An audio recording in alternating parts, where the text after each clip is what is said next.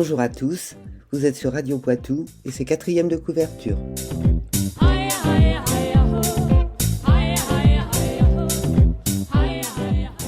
Le grand chemin qui marche.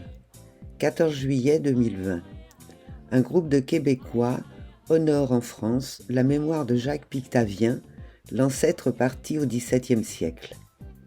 Gabriel, l'un de ses descendants, a consacré plusieurs années de sa vie à retracer celle du lointain aïeul. Quant à Pierre-Antoine, son petit-fils, il découvre un cahier relatant l'histoire du pionnier. À un moment du récit, l'auteur hésite, ne sait plus comment poursuivre. C'est que le fantôme du pionnier, réveillé par les siens à Pioussay, a décidé de prendre la relève afin que Pierre-Antoine comprenne son histoire familiale. C'est en respectant l'abécédaire ébauché par Gabriel qu'il convoque ses souvenirs, de l'île aux Coudres à l'île d'Orléans, jusqu'à Nécoubo, en passant par la rivière des Français. Il retrouve l'oppression morale des jésuites, la liberté des grands espaces, les mariages arrangés et les amours interdites, la rudesse du quotidien, les grands drames et les petits bonheurs. Le grand chemin qui marche nous offre une belle histoire de rencontres et de transmission intergénérationnelle à travers 2 continents et plusieurs siècles.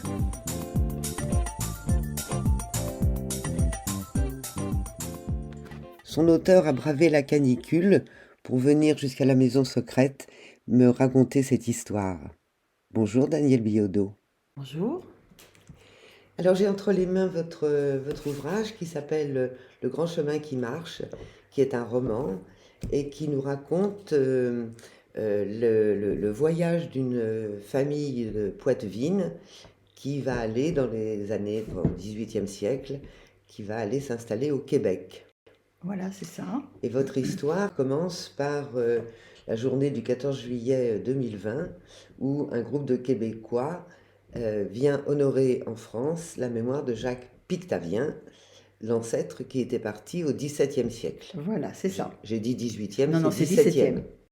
Alors dans votre ouvrage, vous mettez en scène plusieurs personnages qui sont des personnages fictifs mais inspirés de personnages réels. Puisque vous faites beaucoup de recherches de généalogie, voilà, Tout à fait. vous les connaissiez bien. Donc ces personnages que vous avez imaginés, est-ce que vous pouvez m'en dire quelques mots ? Alors tout d'abord, il y a Pierre-Antoine. Pierre-Antoine, c'est le petit-fils. C'est le petit-fils qui vient de racheter la maison du grand-père.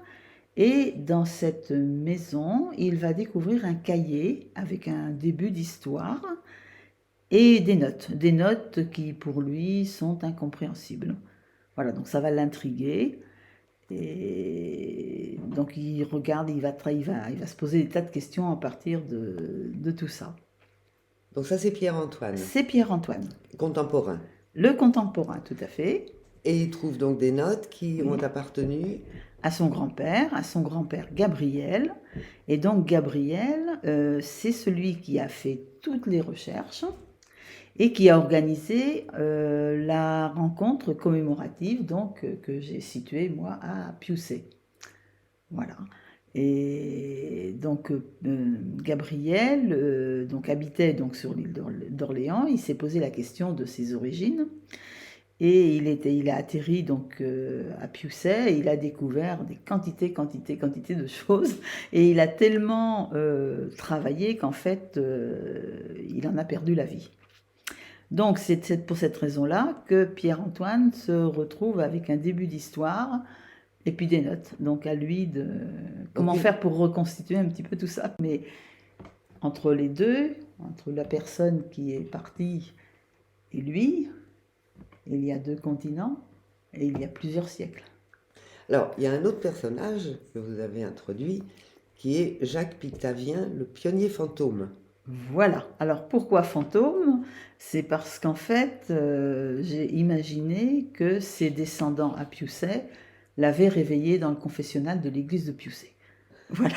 Qu'est-ce qu'il faisait dans le confessionnal de l'église de Pioussay ? Eh bien, il était revenu aux sources, le pauvre, se réfugier. Confesser ses fautes ? Peut-être. Ça, on ne sait pas. Et donc, c'est lui, en fait, Jacques Pictavien, donc le pionnier qui est parti au XVIIe siècle, qui va nous raconter finalement la fin de l'histoire. Et bah, qui mieux que lui, finalement, pouvait nous raconter tout ça, parce que c'est quand même une histoire pas courante, et puis bon, un peu loin quand même maintenant, et pour lesquelles on n'a pas encore, on n'a pas trouvé, on n'a pas beaucoup de traces finalement. Alors vous avez choisi pour raconter cette histoire la forme de l'abécédaire. Oui.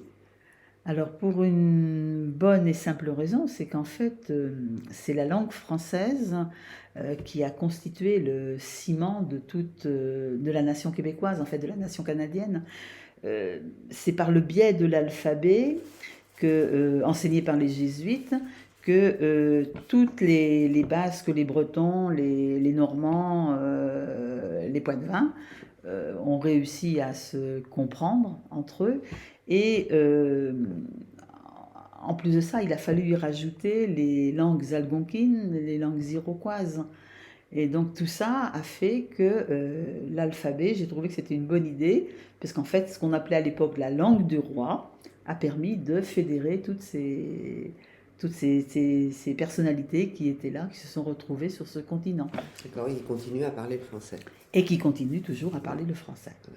Alors c'est donc l'histoire d'un voyage, ou plutôt de voyages, Oui, entre la France, entre le Poitou et le Québec. oui.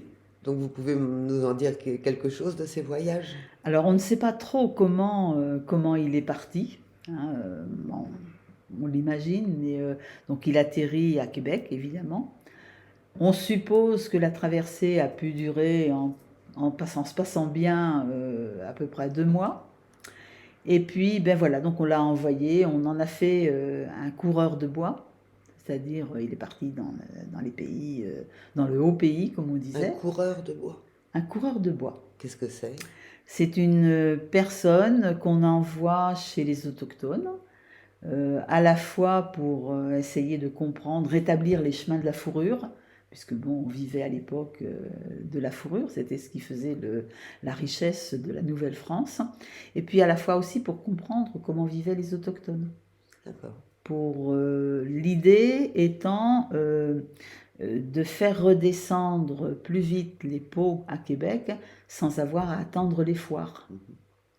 Voilà, c'était l'histoire d'un profit.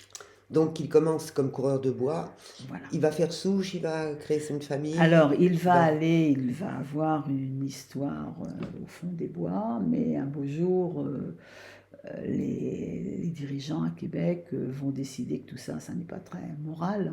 On va lui donner une terre à l'île d'Orléans pour qu'il se fixe.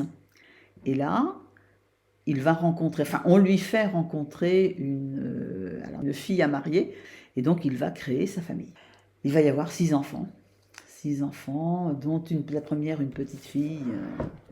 Évidemment, on ne vit pas dans le luxe, hein, c'est un peu compliqué.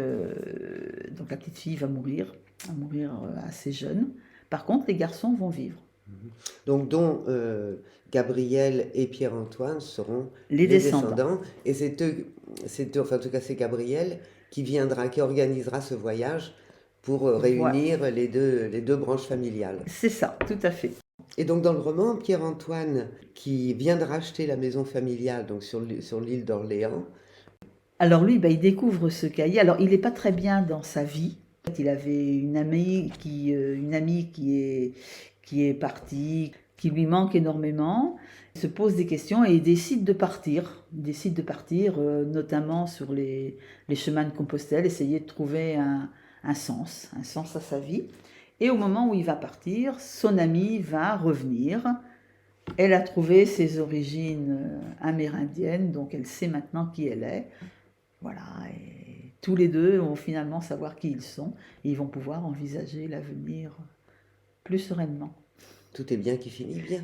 Voilà, mais avant de finir bien, il y a eu des choses qui se sont mal passées. Donc c'est une histoire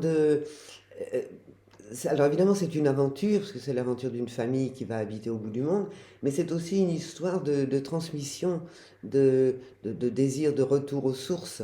Voilà, les Québécois viennent, on en rencontre très souvent, qui ont besoin de retourner aux sources, de voir où ont été baptisés leurs ancêtres, où ils ont vécu, l'air qu'on y respirait, les arbres qui y poussaient. Et bon, j'ai eu la chance d'assister à plusieurs rassemblements et ça donne lieu à des histoires, comment dire, à des moments vraiment très très très forts. Notamment quand ils emportent un petit peu de cette terre qui est la leur. J'ai vu des larmes couler et c'est vraiment, c'est très émouvant. Ça s'appelle Le Grand Chemin qui marche, c'est aux éditions Ex Aequo, et on peut le trouver en En librairie librairie. facilement. Voilà, en librairie. Bon, bah, très bien, Daniel, merci beaucoup. Merci beaucoup.